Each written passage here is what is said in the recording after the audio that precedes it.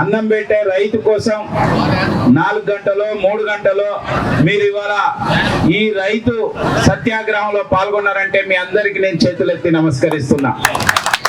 ఎందుకనంటే రైతు కోసం మనం అందరం పోరాటం చేయాలి. కష్టపడే రైతు పొలాన్ని వదిలిపెట్టి సమస్యల పరిష్కారం కోసం రోడ్డు ఎక్కడం అనేది ఎప్పుడో ఒకసారి జరుగుతూ ఉంటుంది. ఆ రైతు తన యొక్క సమస్యల కోసం పోరాటం చేయాలంటే ఆ ఉన్న పంట ఎక్కడ ఆగమైపోతుందో అని చెప్పి ఆయన రావడం అనేది ఎంతో కష్టమవుతుంది.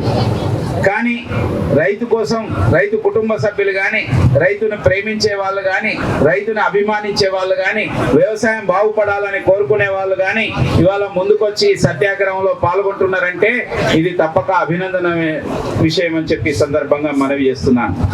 భారతీయ జనతా కిసాన్ మోర్చా, భారతీయ జనతా పార్టీ ఇవాళ ఈ రాష్ట్రంలోని 7 ఉమ్మడి జిల్లా కేంద్రాలలో కలెక్టర్ కార్యాలయాల ముందు ఈ రైతు సత్యాగ్రహం అనే కార్యక్రమాన్ని నిర్వహిస్తుంది. ఇది కేవలం ఆరంభం మాత్రమే అని చెప్పి సందర్భంగా నేను మనవి చేస్తున్నాను.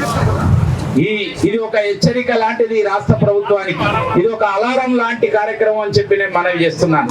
రైతుల లోపల గూడు కట్టుకున్న యొక్క ఆవేశం కానీ, వాళ్ళ కష్టం కానీ, వాళ్ళ గోడు కానీ, వాళ్ళ గోస కానీ చూడండి, సమస్యలు పరిష్కరించండి అని చెప్పడం కోసమే ఈ సత్యాగ్రహ కార్యక్రమాన్ని మేము ఏర్పాటు చేయడం జరిగింది. ఇది చాలా శాంతియుత కార్యక్రమం. ఇవాళ ఉదయం 10 గంటల నుంచి 11 గంటల నుంచి అన్ని జిల్లా నేను చెప్పిన యొక్క జిల్లా కలెక్టర్ కార్యాలయాల ముందు ఈ కార్యక్రమం జరుగుతున్నది.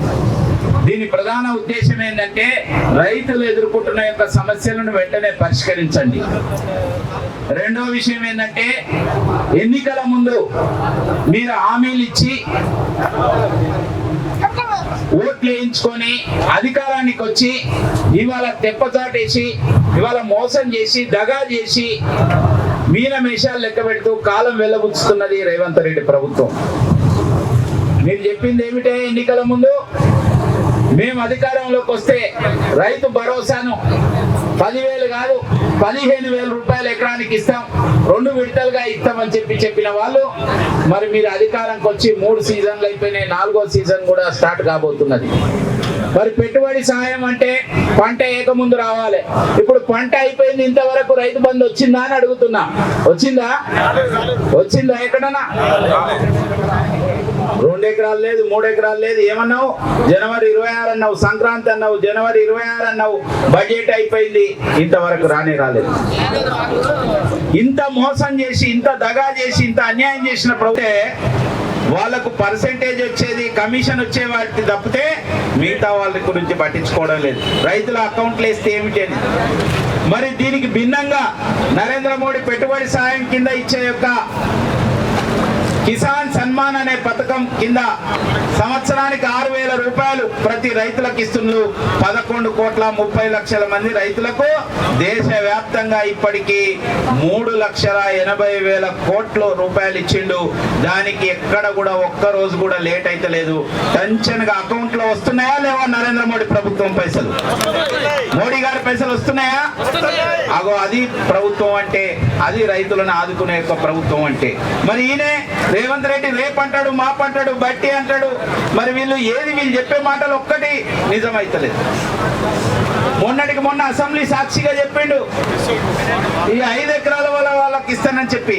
5 ఎకరాల వాళ్ళకి కాదు, 2 ఎకరాల వాళ్ళకు కూడా ఇంతవరకు పడలేదని చాలా మంది మాకు ఫోన్ చేస్తున్నారు. రైతు భరోసా పరిస్థితి ఈ విధంగా ఉంటే ఏదైతే ఈ యొక్క రుణమాఫీ విషయం 2 లక్షల రూపాయల వరకు రుణమాఫీ చేస్తున్నాడు, పుడింగి మాటలు మాట్లాడిండు ఈ యొక్క రేవంత్ రెడ్డి గారు. ఎన్నికల ముందు ఏమన్నాడు? ఎవరన్నా అప్పు తీసుకోకపోతే ఇప్పుడు పోయి తీసుకోండి, మీకు అందరికి మాఫీ అవుతుంది అన్నాడు. 64 లక్షల మంది 2,225 రూపాయలు మద్దతు ధర కేంద్ర ప్రభుత్వం ప్రకటించింది. అది రేట్ రావాలంటే మార్కెట్ రంగంలోకి దిగాలి. కానీ ఇంతవరకు మార్కెట్ రంగంలోకి దించలేదు రేవంత్ రెడ్డి ప్రభుత్వం, ఈ కాంగ్రెస్ ప్రభుత్వం. ఇది మరి రైతులకు మేలు చేసే ప్రభుత్వం ఎట్లయితుందని చెప్పి నేను అడుగుతున్నా. మీరు రైతులకు ద్రోహం చేస్తలేరా? రైతులకు అన్యాయం చేస్తలేరా? ఈ విధంగా రైతును ఏడిపించిన ప్రభుత్వం. ఎద్దేడిచిన వ్యవసాయం, రైతేడిచిన రాజ్యం బాగుపడదని పెద్దలు చెప్పారు. ఈ కాంగ్రెస్ ప్రభుత్వాన్ని నేను ఒకటే అడుగుతున్నా, మీరు రైతులను ఈ విధంగా గోసపెట్టకండి, రైతులను ఇబ్బంది పెట్టకండి, రైతులకు పెట్టుబడి సాయం ఇస్తామని చెప్పి ఇట్లా మోసం చేయకండి.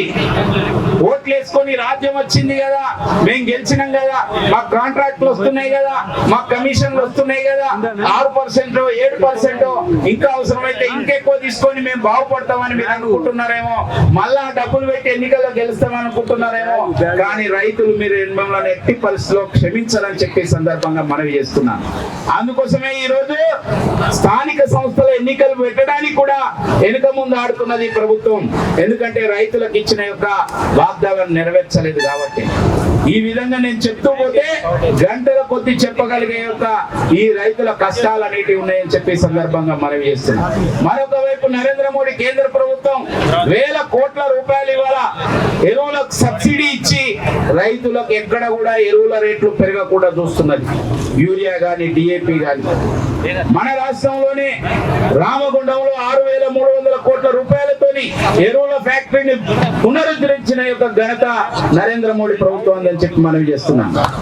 వ్యవసాయ శాఖ మంత్రి గారు మీరు చెప్పండి, గతంలో ఎరువుల కోసం రైతులు కొట్లాడుకునే పరిస్థితి ఉండే, కానీ ఈ రోజు ఎక్కడన్నా కొరత ఉన్నదా అని చెప్పి నేను అడుగుతున్నాను. ఇవాళ అన్ని విధాలుగా మద్దతు ధర, మరి పెట్టుబడి సాయం కింద కేంద్ర ప్రభుత్వం కిసాన్ సన్మాన్ కింద ఇస్తున్నది. తర్వాత అదే విధంగా ఎరువులు అందుబాటులోకి తీసుకొచ్చింది. తర్వాత నానో యూరియా అని తీసుకొచ్చింది, నానో DAP అని నరేంద్ర మోడీ ప్రభుత్వం తీసుకొస్తున్నది. దానివల్ల ఉత్పత్తి యొక్క రేటు తగ్గడమే కాకుండా ఆ యొక్క ఉత్పాదకత పెరగడం కోసం ట్రాన్స్పోర్ట్ ఛార్జ్ తగ్గడమే కాకుండా మరి రైతులకు పూర్తి అందుబాటులో తీసుకొచ్చే విధంగా 50 కిలోల బస్తా బదులు ఒక 1/2 లీటర్ డబ్బాలో యూరియాను తీసుకుపోయే యొక్క సౌకర్యాన్ని తీసుకొచ్చిన యొక్క ప్రభుత్వం నరేంద్ర మోడీ ప్రభుత్వం. మీరేమన్నా అటువంటి విధంగా తీసుకొస్తున్నారా? ఇవాళ కిసాన్ ఒక ఛానల్ ని ప్రారంభించింది దేశవ్యాప్తంగా DDలో. ఇవాళ నరేంద్ర మోడీ ప్రభుత్వం కిసాన్ రైళ్లను ప్రారంభించింది. రైతులు యొక్క ఉత్పత్తి చేసిన యొక్క పండ్లు గాని, ఇతర పూలు గాని ఒక చోట నుంచి ఒక చోట వరకు ట్రాన్స్పోర్టేషన్ కోసం ఇవాళ కిసాన్ రైళ్లను కూడా తీసుకొచ్చిన యొక్క ఇది నరేంద్ర మోడీ ప్రభుత్వం చేసింది. ఒక్కొక్క జిల్లాకు ఒక ఉత్పత్తిని, ఒక పంటను కేటాయించి అక్కడి నుంచి ఆ యొక్క దానికి ప్రాధాన్యత ఇస్తూ దేశవ్యాప్తంగా దాని మార్కెటింగ్ సిస్టమ్ గానీ మిగతాన్ని డెవలప్ చేయడం కోసం నరేంద్ర మోడీ గారి ప్రభుత్వం ప్రయత్నం చేస్తున్నది. ఈరోజు ఈ నామ్ ద్వారా ఈ యొక్క రైతుల ఉత్పత్తులను ఎక్కడైనా అమ్ముకునేటువంటి యొక్క పరిస్థితిని తీసుకొచ్చింది. ఒకవైపు కేంద్ర ప్రభుత్వం ఆ విధంగా చేస్తుంటే మీకు అన్ని రకాల అవకాశాలు ఇస్తే, ఇంతకుముందు మిత్రుడు ఫామ్ ఆయిల్ గురించి చెప్పాడు. ఈ ఫామ్ ఆయిల్ అనేది విదేశాల నుంచి దాదాపు ప్రతి సంవత్సరం 1,00,000 కోట్ల విలువ కలిగిన యొక్క నూనెను మనం ఇవాళ దిగుమతి చేసుకుంటుంటాం. కాబట్టి విదేశీ మారక ద్రవ్యం కాకుండా ఇక్కడి రైతులకు మేలు జరగాలనే ఉద్దేశంతో నరేంద్ర మోడీ గారి ప్రభుత్వం ఈ నూనె గుంజల యొక్క ఉత్పత్తిని, ముఖ్యంగా ఫామ్ ఆయిల్ యొక్క ఉత్పత్తిని పెంచాలని, ఇంకే నూనె గింజల కంటే పల్లి నూనె గాని, నువ్వుల నూనె గాని, ఆవ నూనె గాని, ఇటువంటి యొక్క పొద్దుతిరుగుడు నూనె గాని, ఇటువంటి అన్నిటికంటే 1 హెక్టార్లో ఎక్కువ దిగుబడి వచ్చేది ఈ యొక్క ఫామ్ ఆయిల్ ద్వారా వస్తుంది. అందుకోసం ఈ ఫామ్ ఆయిల్ ను పెంచాలని రైతులకు అనేక రకాల రాయితీలు ఇచ్చి ఎకరానికి 10,000 పైగా రాయితీని ఇవాళ నరేంద్ర మోడీ ప్రభుత్వం ఇచ్చి ఫామ్ ఆయిల్ ను మరి ఉత్పత్తిని పెంచే ప్రయత్నం చేసి దాదాపుగా ఇవాళ 20,000 కోట్ల రూపాయల దిగుమతిని తగ్గించింది నరేంద్ర మోడీ ప్రభుత్వం. రాబోయే రోజులలో కనీసం 50% రైతులు ఇక్కడనే పండించడం కోసం అనేక రకాల చర్యలు తీసుకుంటున్నారు. కానీ నేను ఒకటే అడుగుతున్నా, ఈ కాంగ్రెస్ ప్రభుత్వాన్ని మీరు చెప్పిన ఏ మాట మీద నిలబడ్డరా? ఏదన్నా ఒక హామీని సంపూర్ణంగా నెరవేర్చిందా? రైతులకు ఇచ్చిన విషయం గురించి మాట్లాడుతున్నా నేను. ఒక్కటి కూడా మీరు సంపూర్ణంగా నెరవేర్చలేదు. 14 పంటలకు మీరు బోనస్ ఇస్తామని చెప్పి ఏమైందని చెప్తున్నా. ఇవాళ పత్తి నరేంద్ర మోడీ గారి ప్రభుత్వం అధికారంలోకి వచ్చినప్పుడు 3,750 రూపాయలు క్వింటల్ ధర ఉండే. ఈ రోజు 7,221 రూపాయలు క్వింటల్ మద్దతు ధర తీసుకొచ్చింది. అయినా ఇంకా సరిపోకపోవచ్చు, ఇంకా ఎక్కువ అనేక విధాలుగా ఆదుకోవడం కోసం ఇవాళ కేంద్ర ప్రభుత్వం ప్రయత్నం చేస్తున్నది. అనేక యొక్క వంగడాలను తీసుకురావడం కానీ, అనేక రకాల కొత్త కొత్త యొక్క వ్యవసాయానికి ఉపయోగపడే యొక్క వీటిని తీసుకొచ్చే యొక్క ప్రయత్నాన్ని కేంద్ర ప్రభుత్వం రీసెర్చ్ కానీ మిగతా ఎన్సీఆర్ ద్వారా అనేక రకాలుగా చేస్తున్నారు. ఇటువంటి పరిస్థితులలో రేవంత్ రెడ్డి ప్రభుత్వం మాటలు చెప్పుడు, పిట్టల ద్వారా మాటలు చెప్పుడు, పెద్ద పెద్ద విషయాలు ఊకే మాట్లాడు, డైవర్షన్ పాలిటిక్స్. ఒకవైపు ఇక్కడ నువ్వు ఇచ్చిన 6 గ్యారెంటీలకు దిక్కు లేదు, 420 హామీల గురించి ఇక మాట్లాడే పరిస్థితి లేదు, డీలిమిటేషన్ గురించి మాట్లాడతాడు, చెన్నైకి పోతాడు. ఇక్కడనో బీఆర్ఎస్ ను కాంగ్రెస్ పార్టీ ఇద్దరు రోజు కొట్టుకున్నట్టు చేస్తారు అసెంబ్లీలో. అక్కడికి పోయో చెన్నైలో పోయి ఈయనే ఉండు బీఆర్ఎస్ అనే వాళ్ళు కేటీఆర్ వీళ్ళిద్దరూ స్నేహం చేస్తారు. ఇది ఏమిటా ఇది? దీన్ని ఇవాళ రైతులు గమనిస్తలేరా? ప్రజలు గమనిస్తలేరా? మీ నాటకాన్ని చూస్తలేరా? ఇక మీ ఇద్దరి పని అయిపోయింది. బీఆర్ఎస్ ను ముందే ప్రజలు తిరస్కరించిండ్రు, ఇక కాంగ్రెస్ ను తెచ్చి నెత్తినెందుకు పెట్టుకున్నామా, ఎప్పుడు దించేస్తామా అని ప్రజలు ఆలోచిస్తున్నారు. కాబట్టి ఇవాళ భారతీయ జనతా పార్టీ నిజమైన యొక్క ప్రజల పార్టీగా ప్రజల పక్షాన నిరంతరం పోరాటం చేస్తూ రైతుల పక్షాన ఇవాళ ముందుకు పోతున్నది. ఒకవైపు కేంద్ర ప్రభుత్వం యొక్క అనేక రకాలైన యొక్క పథకాలు కావచ్చు, అనేక రకాల అభివృద్ధి కార్యక్రమాలు కావచ్చు, రైతులకు కానీ పేద ప్రజలకు కానీ మిగతా యొక్క దీంట్లో కానీ ఇవాళ అనేక మనం చూస్తున్నాం. అనేక నేషనల్ హైవేస్ కానీ, రైల్వేస్ కానీ, రైల్వే యొక్క అందులో వచ్చిన యొక్క ఆధునీకరమైన యొక్క పద్ధతులు కానీ, ఎన్నో విషయాలు ఈ రోజున కేంద్ర ప్రభుత్వం ఇస్తున్నది. అందుకోసమే ప్రజలు ఆలోచిస్తున్నారు. ఎక్కడైతే డబుల్ ఇంజన్ సర్కార్ ఉన్నదో, ఎక్కడైతే భారతీయ జనతా పార్టీ యొక్క ప్రభుత్వాలు వస్తున్నాయో, అటు కేంద్రంలో నరేంద్ర మోడీ ప్రభుత్వం ఒక నీతి నిజాయితీవంతమైన ప్రభుత్వం, ఇక్కడ ఇవాళ కాంగ్రెస్ ఒక్కటే వాళ్ళు ఆలోచిస్తున్నారు. రాక వచ్చింది, మళ్ళీ వస్తుందో రాదో, ఎన్ని రోజులు ఉంటుందో ఉండదో అని ఒక్కటే మొత్తం అన్ని దుకాణాలు ఓపెన్ చేసిండు. గతంలో ఒక్కటే దుకాణం ఉండేది. బీఆర్ఎస్ ప్రభుత్వం ఉన్నప్పుడు ఒకటే కుటుంబం ఉంది, ఒకటే సింగిల్ విండో ఉండేది. ఇక్కడ అన్ని విండోలు ఓపెన్ అయిపోయినాయి. ఆర్థిక మంత్రిది ఒకటి, ముఖ్యమంత్రిది ఒకటి, ఈ మంత్రిది ఒకటి, ఆ మంత్రి నేను పేర్లు చెప్తే మంచిగుండే, మీకు అందరికి తెలుసు ఎక్కువ. అన్ని విండోలు ఓపెన్ అయిపోయినాయి. ఎక్కడికక్కడ విచ్చల విడిగా నడుస్తున్నది. కరప్షన్ అంటే ఈ ప్రభుత్వం నడుస్తున్నది. కాబట్టి నేను ఒక్కటే ఈ యొక్క రైతు సత్యాగ్రహం సందర్భంగా నేను హెచ్చరిస్తున్నాను.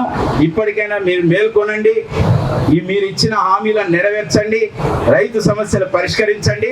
లేదంటే రాబోయే రోజుల్లో వచ్చే యొక్క ఉద్యమానికి కానీ, రాబోయే రోజుల్లో యొక్క ప్రజా ఆగ్రహానికి కానీ మీరే ఎదుర్కోవాల్సి వస్తుందని చెప్పి ఈ సందర్భంగా నేను తెలియజేస్తూ, భారత్ మాతాకి ఇవాళ ఈ యొక్క రైతు సత్యాగ్రహంలో ఇంతసేపు ఇంతమంది ఇంత పెద్ద ఎత్తున పాల్గొన్నందుకు అందరికీ మరొకసారి నేను జిల్లా యొక్క పార్టీలకు నేను అభినందనలు తెలియజేస్తూ ఈ యొక్క ఉద్యమాన్ని రాబోయే రోజుల్లో కూడా ముందుకు తీసుకెళ్తామని చెప్పి ఈ సందర్భంగా మనం చేస్తున్నాం.